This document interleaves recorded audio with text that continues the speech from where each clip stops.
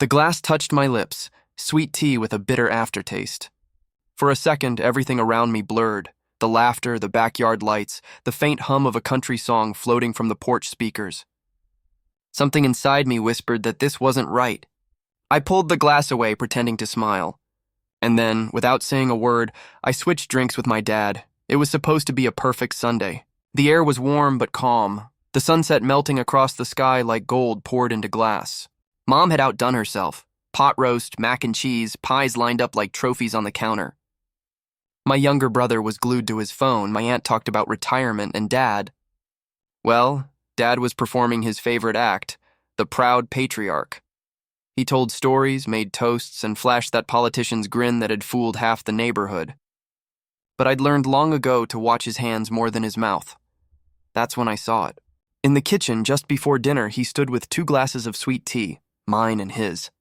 He reached into his pocket, pulled out a small dropper, and tilted it over my drink.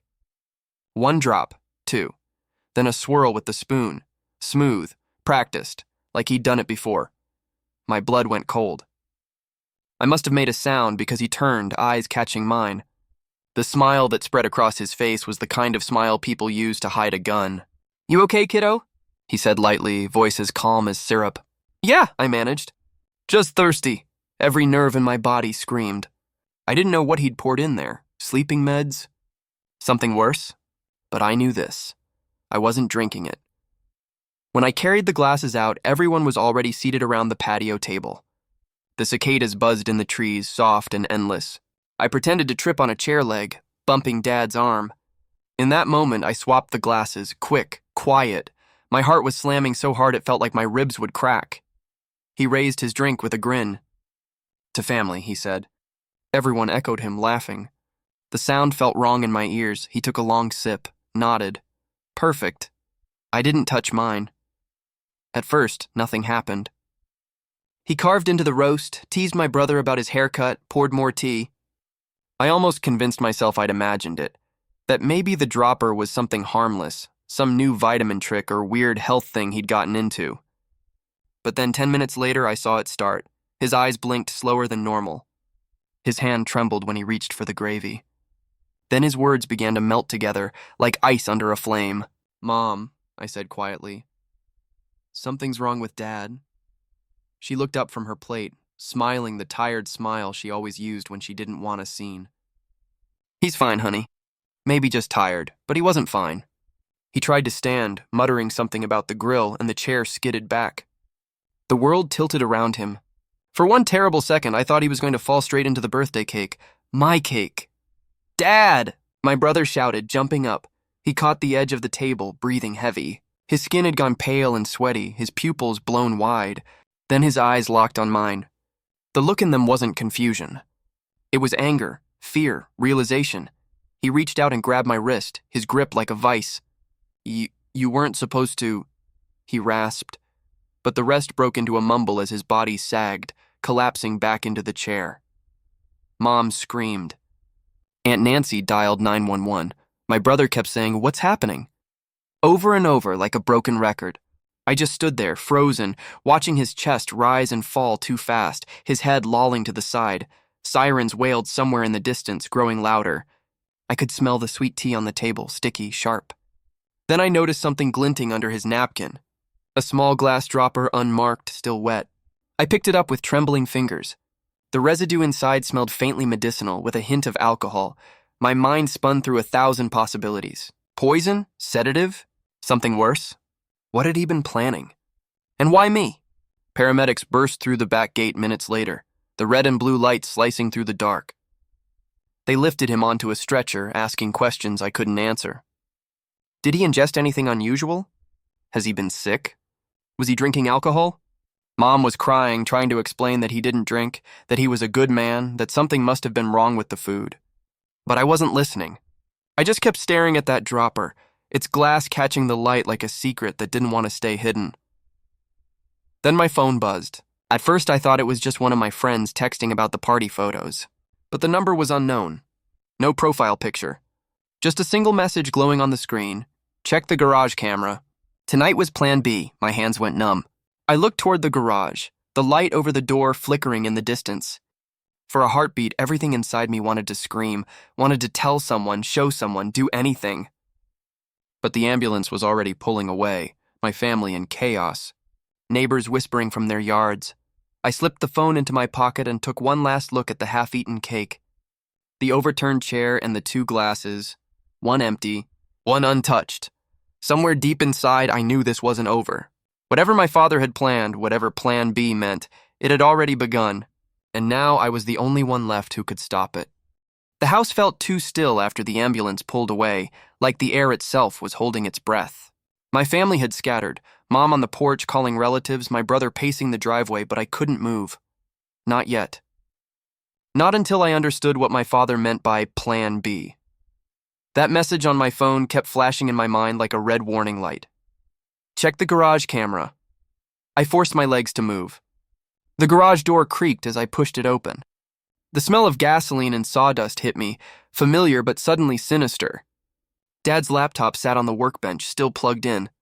I flipped it open, half expecting it to ask for a password, but it didn't. The screen glowed to life.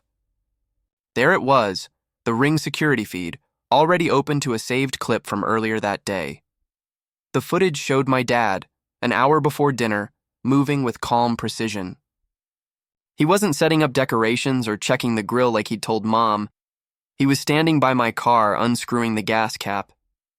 Then he pulled something small from his pocket, slipped it inside, and wiped the area clean with shop towels. He looked over his shoulder once, scanning for witnesses, then shut the cap and patted it like he'd just buried a secret. My lungs locked up.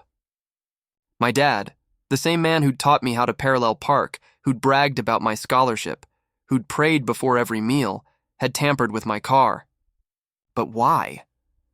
I hit pause on the video just as the garage door opened in the feed and someone else entered the frame. Mom. She wasn't supposed to be there. I watched her step in, whisper something I couldn't hear, her face pale and tight. He said something back, gripping her arm just hard enough to make her wince. Then she nodded and walked away. The timestamp read 4:12 p.m., just before he went to check the grill. Mom? I said aloud, even though she wasn't there. Footsteps echoed behind me. I turned, and there she was, standing in the real garage doorway now, frozen in the same position I'd just seen her in on screen. Her face drained of color the moment her eyes hit the laptop. She whispered, "He promised he'd only scare you." My heart punched against my ribs. What does that even mean? She looked at the floor instead of at me, her voice cracking. "He said it was just to teach you responsibility. That you've been reckless. He never said what? That he'd poison me?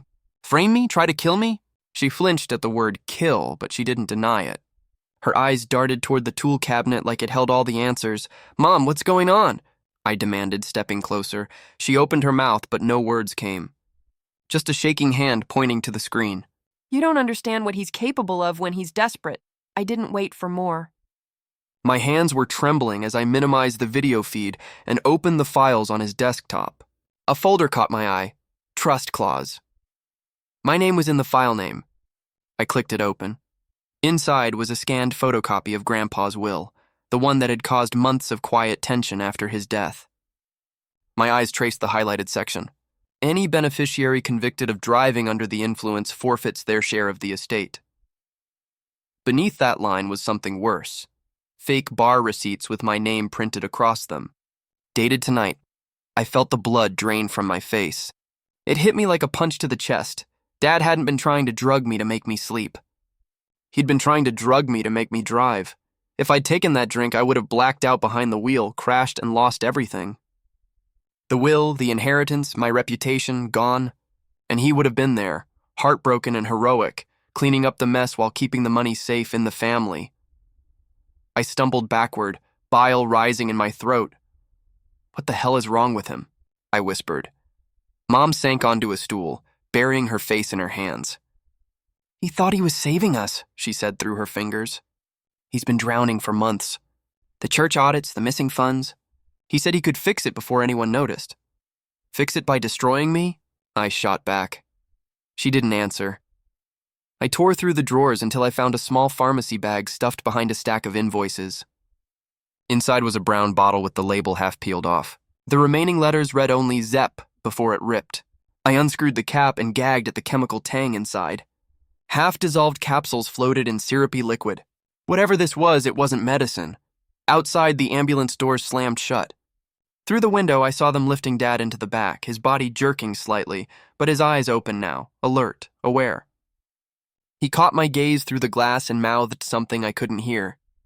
I leaned closer. "Phone," he rasped. "Delete. Lake House." Before I could move, Mom bolted toward the office. Panic surged through me. "Mom, wait!" But she was already halfway down the hall. I sprinted after her, reaching the office just in time to see her fumbling with his phone on the desk. The computer was still logged in, folders lined up like graves waiting to be opened. I shoved past her and clicked the first one labeled Building Fund, Donations. Inside were financial records, wire transfers, and a web of shell company payments, thousands of dollars each month, vanishing into accounts under false names. Then another folder caught my eye. Miller Settlement. Who's Miller? I asked. Mom's face went white. Don't, but I was already clicking. The screen filled with a scanned police report from 20 years ago. Headline, Local coach dies in DUI crash. Alcohol level questioned.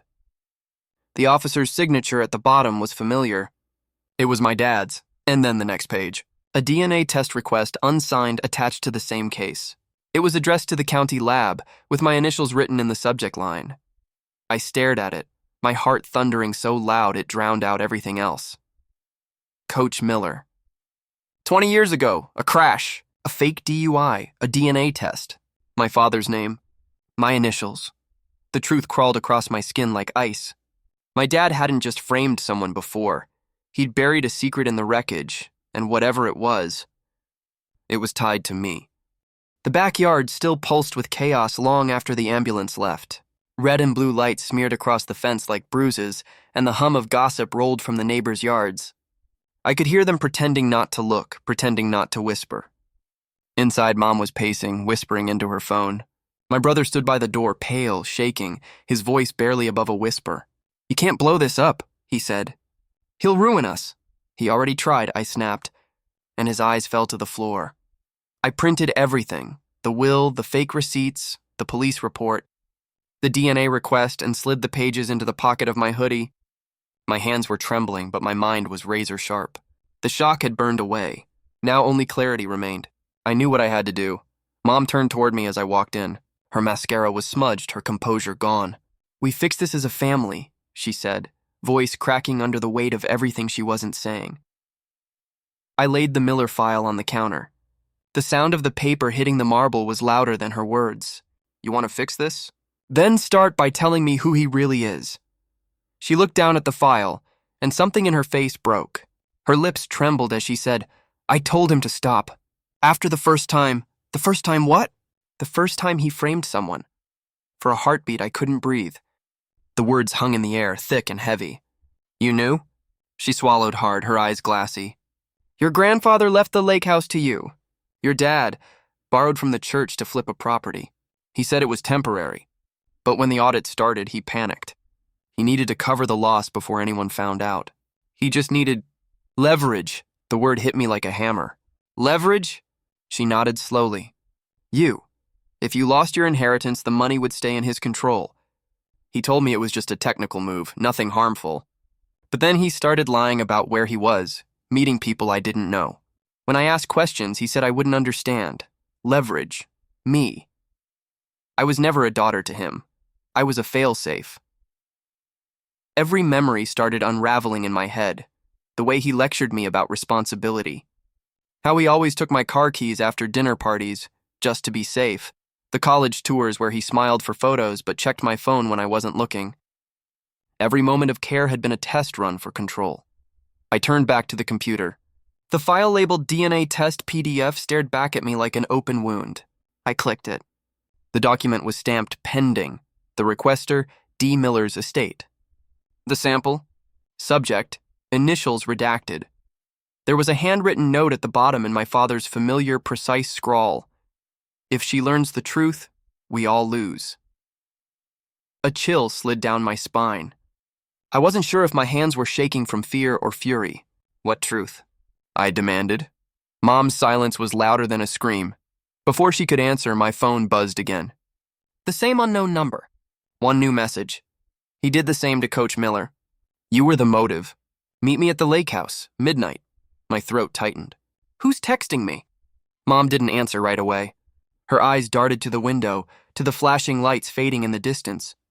Then she said, so quietly I barely heard it, someone who wants us in court. I stared at her. You mean someone who wants the truth?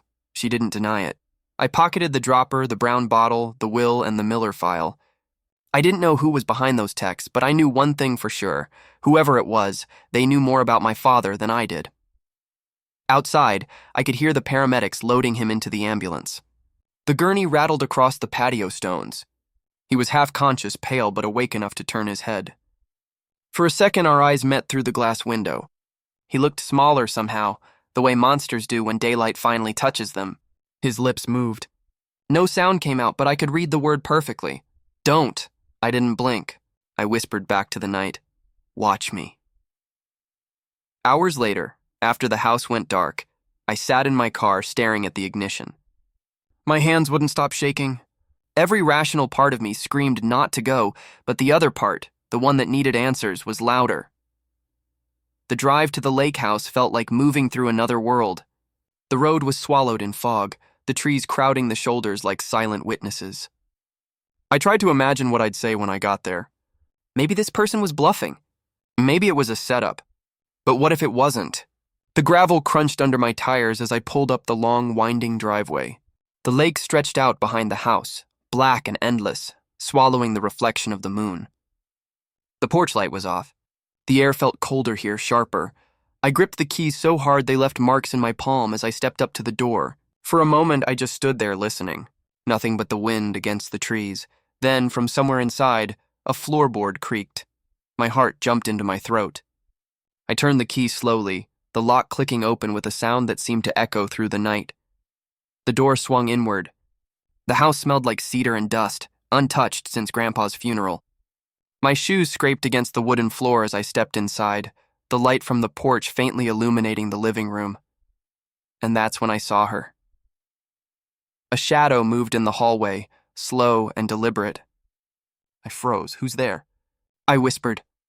A woman stepped out, hands raised, her face pale but steady. Don't scream, she said. I'm not here to hurt you. The light from the moon caught her eyes, blue, hard, burning with something I couldn't name. My name is Linda Miller, she said. Coach Miller's widow. Behind her, a corkboard filled the wall, photos, newspaper clippings, red string connecting names and dates. 3 accidents, 3 faces, and one final line of red string leading to a single picture taped in the center. It was me.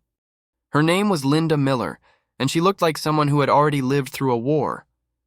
Her voice carried the rough edge of someone who'd screamed for truth and been ignored for 20 years. The moment she said my father's name, the air inside the lake house turned heavier, colder. On the wall behind her, strings of red yarn connected photos, receipts, and police reports, a murder board carved out of pain. At the center was a man I'd only seen in old newspaper clippings, Coach Daniel Miller. And just beneath his photo, taped like an accusation, was mine. He ruined my husband, Linda said, eyes fixed on me. Said he was drunk. Said he crashed the car himself. But Daniel wasn't drunk. He was meeting me that night to sign a DNA kit. My chest tightened. DNA kit? She nodded slowly. We were trying to prove something. That your father had tampered with Daniel's last report, the one that named him as your biological father. The words fell between us like a bomb. I couldn't breathe. That's impossible. Is it? She said, tilting her head. Because your father's been covering his tracks ever since. That fake DUI wasn't about my husband, it was about you.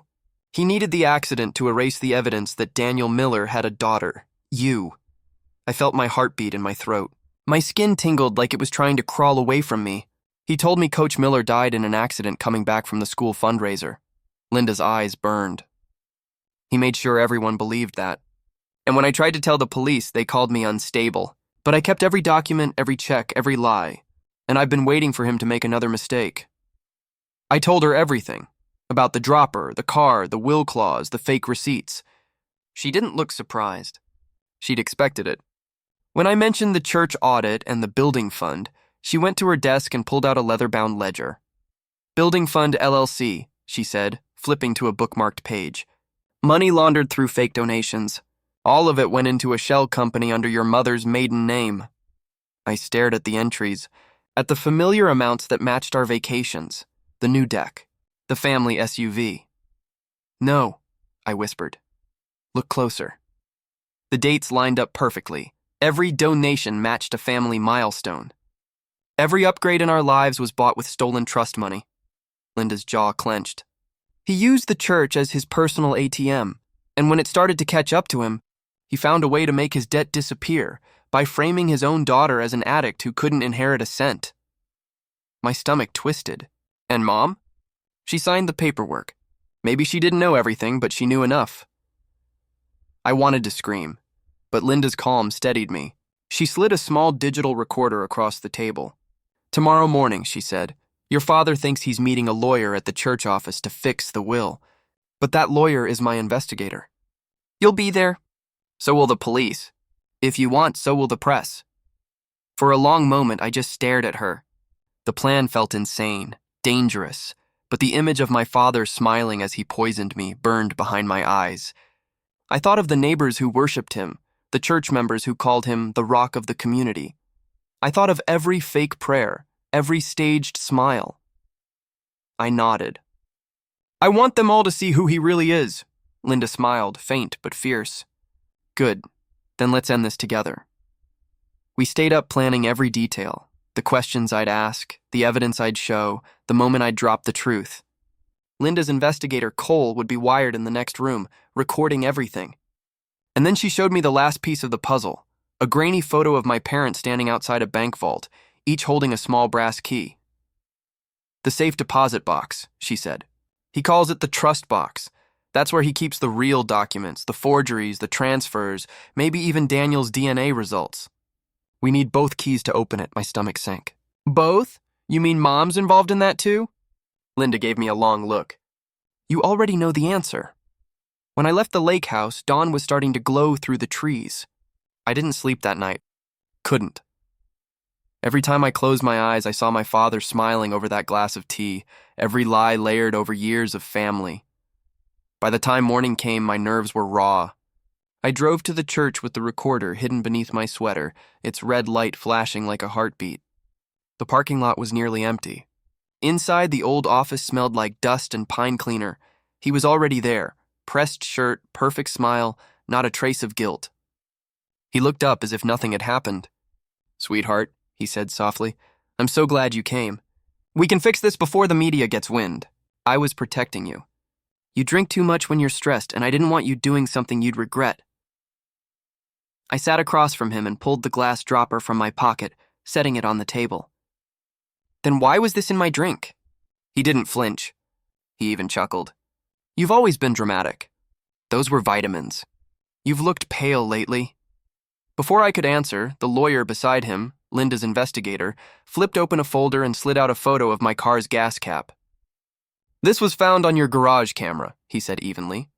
You want to explain what you were putting in there? Dad's smile faltered. Just a flicker. But I saw it. Then his face hardened again. That's not me. The investigator placed the ring footage still beside the photo. Dad's hand, clear as daylight, unscrewing the cap. He leaned back. You've made a serious mistake, he said coldly. You can't accuse me without proof. That's when the office door opened and Mom walked in. She looked wrecked, makeup smeared, clutching her purse like it weighed 1,000 pounds. Without a word, she pulled out a small brass key and set it on the table beside his. Enough, she whispered. Tell her. Dad looked at her, then at me, his smile gone. The mask cracked, the charm vanished, and what came out was something cold and real. I did it for this family, he said, voice shaking with fury. For my family. I leaned forward. I'm not your family? His eyes met mine, flat and merciless. Then he smiled, the cruelest smile I'd ever seen. Not by blood. The world tilted. My heart stopped beating for a second. My mother gasped, her hand flying to her mouth, and then my father dropped a manila envelope on the table. It slid toward me, landing beside the dropper. The first page stared up like a death sentence, a DNA report. My name at the top, and a paternal match, Daniel Miller, 99.9%. Silence swallowed the church office after the DNA results hit the table. For a moment, even the hum of the ceiling fan stopped existing. My father's jaw tightened, but the smirk never left his face. He leaned back, pretending this was all beneath him, like we were children who didn't understand the rules of his world. But I saw it, the flicker of fear behind his eyes. The man who'd built his life on control was finally cornered. The investigator's voice broke the silence, low and deliberate. "Mr. Harper, you reported Coach Miller for DUI the night he died. You also called your insurance agent about a trust clause less than 24 hours after your father's funeral. That's not grief, that's strategy." Dad's tone turned venomous. "You don't understand. She would have squandered it all. The money, the house, she's reckless. Someone had to protect what's left of this family." Mom stood a few feet away, clutching her purse, her lips trembling. "Stop it," she whispered, but she didn't move closer. She never did when he was like this. I stared at him, every ounce of fear burning into fury. "You drugged me so I'd drive. So you could call the cops, have me arrested for DUI and take the inheritance. You wanted me gone just like you made Linda's husband disappear." He didn't deny it. His mouth twisted into a small, satisfied smile. "Actions have consequences," he said softly, as if quoting scripture. The recorder on the table blinked red. Everything he said, every lie and half-truth was now evidence. I slid the photos across one by one. The ring camera stills, the gas cap, the pharmacy bottle, the ledger linking the church donations to shell accounts. Then I placed the final paper on the pile, a new DNA result. Fresh from the lab that morning. "This," I said, "is who I am. You can't erase it." The investigator leaned forward. "Verified this morning. Paternal match, 99.98% to Daniel Miller." My father gave a short, bitter laugh. "So I raised another man's kid." I met his eyes. "No, you raised leverage." He opened his mouth to answer, but the door creaked behind him. A police officer stepped in, badge glinting under the fluorescent light. "Mr. Harper, you're under arrest for tampering with evidence, attempted fraud, and conspiracy to commit insurance fraud. You have the right to remain silent." Dad's calm shattered. He turned to Mom, desperate now. "Get the box! The cash! Fix this!" Mom didn't move. Her hand slid to the table, resting on the ledger. "I'm done fixing you," she said, her voice shaking but firm. For the first time, she looked at him and didn't flinch. As the officer cuffed him, Dad lunged, not toward me, but toward the trash can. He yanked out a hidden burner phone and shouted, "Plan C!" The investigator reacted instantly, grabbing him by the arm. Linda, who had been waiting in the hall, stepped forward like a storm.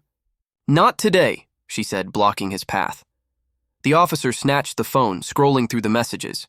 On the screen, one thread glowed, the same anonymous number that had warned me before. The last message sent just hours ago. Tonight. Same setup. Her brakes. The world tilted under me. He would have kept going. Even after being caught, after the ambulance, after everything, he still wanted me dead. The officer handed the phone to the investigator. "We've got enough," he said. They led my father toward the door, but he wasn't done. He leaned close to me as he passed, his voice low and poisonous. "You think you've won?" "The neighborhood still believes me. They always will."